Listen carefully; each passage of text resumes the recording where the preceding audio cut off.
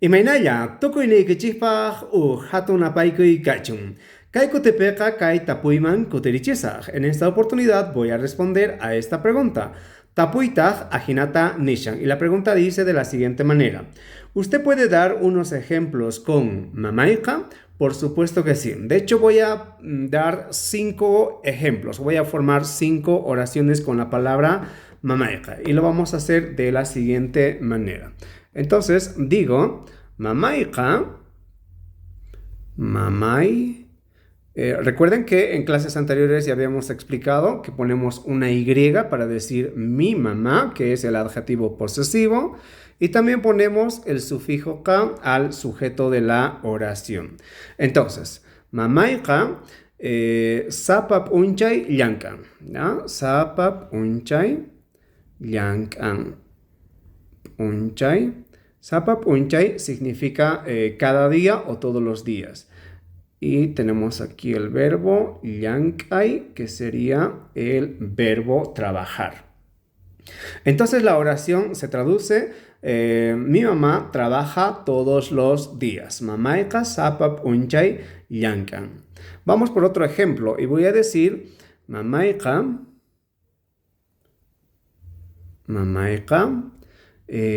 ancha k'uchi, voy a decir. Mamayqa ancha. La palabra ancha es el adverbio muy. K'uchi significa que es una persona hacendosa.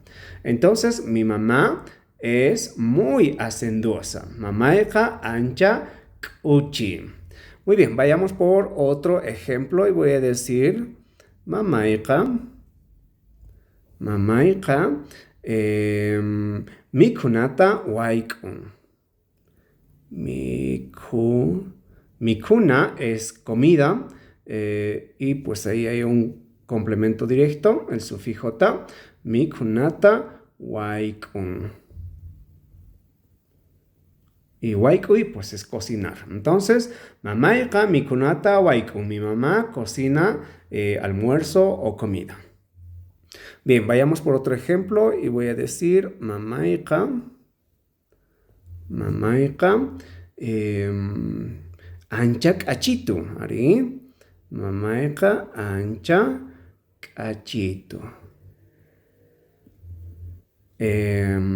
K'achitu significa bonito o bella o hermosa.